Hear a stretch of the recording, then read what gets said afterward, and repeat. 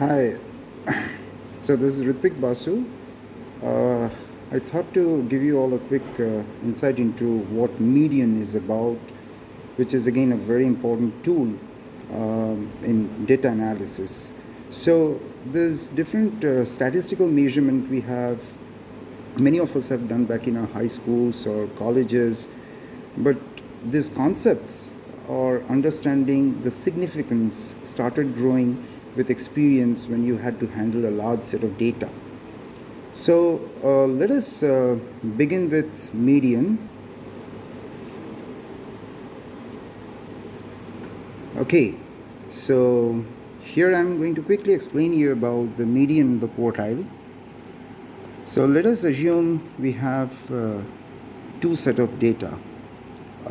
It could be data of marks obtained by students from two different sections of the same school, of the same class. So the section A, assuming that both the section has equal number of students, say 15 in this case, and the marks varies between, so the marks that I have presently are the disordered marks, or the raw marks as I received from the class teachers of the respective sections. So I need to firstly order these two sets of data. So after ordering, what I get is the following. So in both the sections, as you can see, the marks range between 20 to 90. However, the distribution of the marks or the marks data is different between the two sections. So as you can see, the one which is the section A, the data is kind of uniformly distributed across the range between 20 to 90. So you have all the 20s, 30s, then 40s, 50s, 60s, 70s, and they are more or less uniformly distributed. However, if you go to the section B, which is the one below, you can see that the larger number of students, possibly 50% of the students have scored marks in the 20s and the 30s. Of course, you have 50s, 60s, 70s, 80s, and so on, but possibly those data, the higher marks are kind of sparsely distributed. So if I want to see this in a data scale or a number scale, this is how it will look like. So if I want to go with the section A, I have the number scale here. So I want to put these values in the number scale, and this is how it will look like.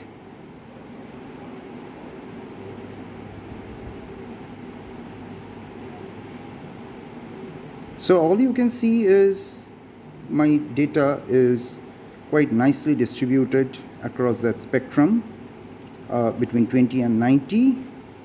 Okay, so if I go then to my second section, and if I see the distribution of data, I can see it's a little, there is an abnormal distribution. What you can see is the following. There are a lot of students who has possibly scored in the marks range between 20 and 40. So there is a lot of clustering of data, as you can see here. And here onwards, from 50, these data sets are kind of sparsely distributed. So what can we infer from this two set of data? So assuming that somebody has scored 37 in section A and someone has scored the same number 37 in section B. So apparently in our Indian schooling system, both has scored equal, or we assume that both the students are of the same merit, isn't it? Now, if we go to the first data set, you can see that 37, the person who has scored possibly 37, is one among very few. Okay, he is possibly one among 5. While in this case, a person who has scored 37, he lies in that bigger population where students have scored between 20 to 35. Okay, so a person from section B is still at a better place compared to the one in section A. Am I right? So it is how good or bad a student is to judge a student not by his absolute performance but by his relative performance in the class. And that is what until we were in schools, people were still following the absolute system, or even in our engineering colleges or engineering institution, we follow the percentage system where students' score was based on the absolute marks he scores. Okay, so but now things are different. We have adopted the Western system. The university grading system has changed from the percentage to CGPA. So you can see, if I actually look into, again, the two sets of data, okay, so if I want to locate which is the middle data, then of course that is 48. So what is the significance? So this middle data is my median. So what it says is, someone who has scored 48 can say, I am the median in the class. That means below me are 50% of the students and above me are 50% of the students. So his score is 48. Now if I take the mean or the average of the two extreme numbers, which in this case is 20 and 90, the mean comes out to be 40, it should be 20, 90, 55. I made a mistake here. So it is 55, not 45. So my mean is 55, my median is 48, which is not that far off. Okay, so if the median is close to my mean, I can still claim that the distribution of my data set across the range between 20 and 90 is kind of uniformly distributed. When median and mean have exactly the same value, then you are pretty sure that the data is very uniformly distributed. But the closer the mean and median gives an approximation of how your data set is distributed in that range. Now in the second case, if I look into what is my median, it comes out 37.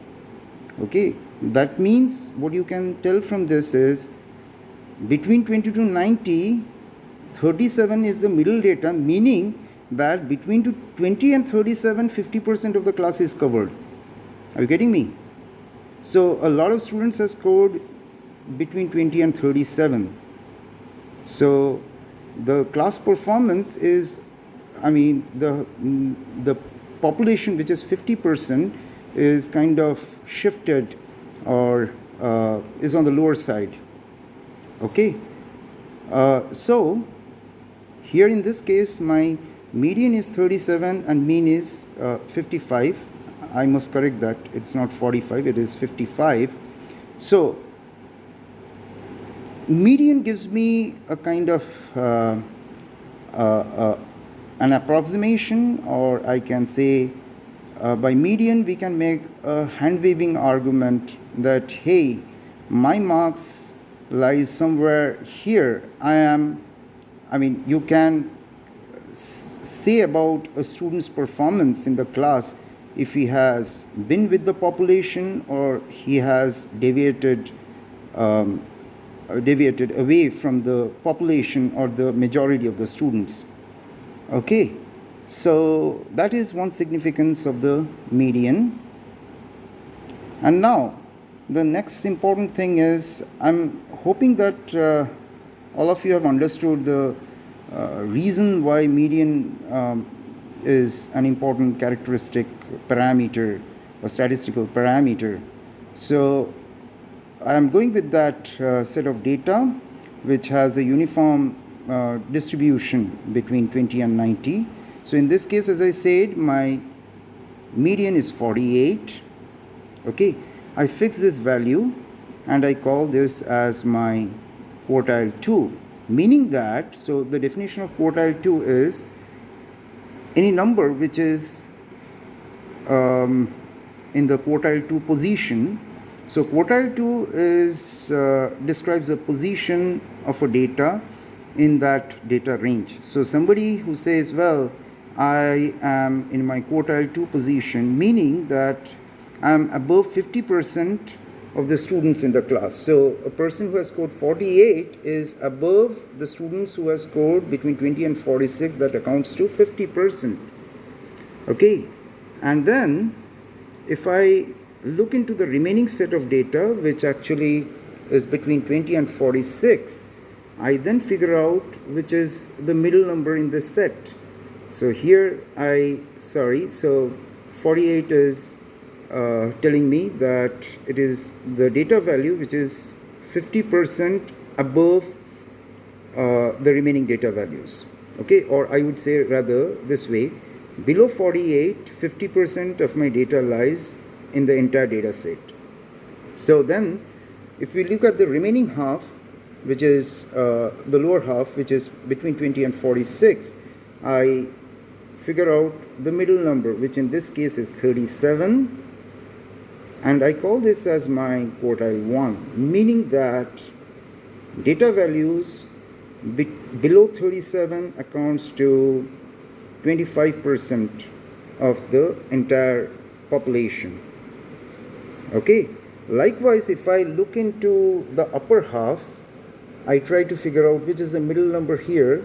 Here in this case it is 63. Okay, and I call this as my Q3 or the quartile 3. What it says is the following.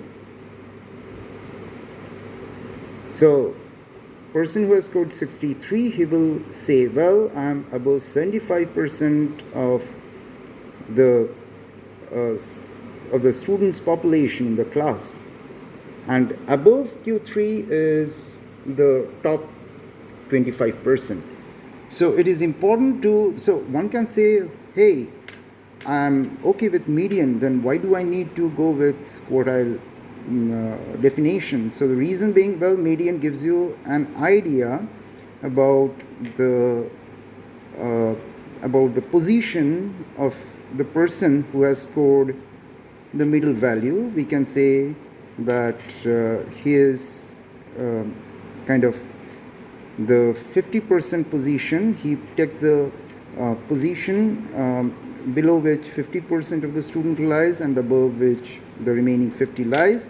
But then what about a person who has scored, say, 39 or maybe 69? What is his position in the class? So to understand that, we actually further break it into quartile 1, quartile 2, quartile 3 this way. So that goes with the quartile. I hope this is quite clear, I mean very much conveyed. Now we'll look quickly into the IIT grading system. So we'll do a quick case study. So we take examples from Kharagpur, Bombay and Kanpur. We'll look into each IITs separately. Let us start with Kharagpur. So how do IIT Kharagpur grade? So let us take the same example of the data set and apply it to every different IITs and how do different IITs grade. Okay, so these are my data set comprising of 15 students between 20 to 90. So IIT Kharagpur will simply,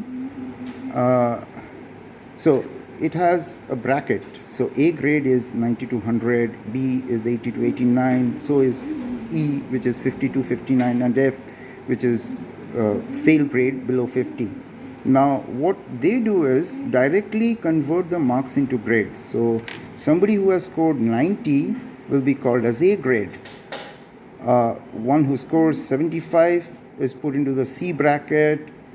Somebody scoring 42 is a F. Okay, and so on. So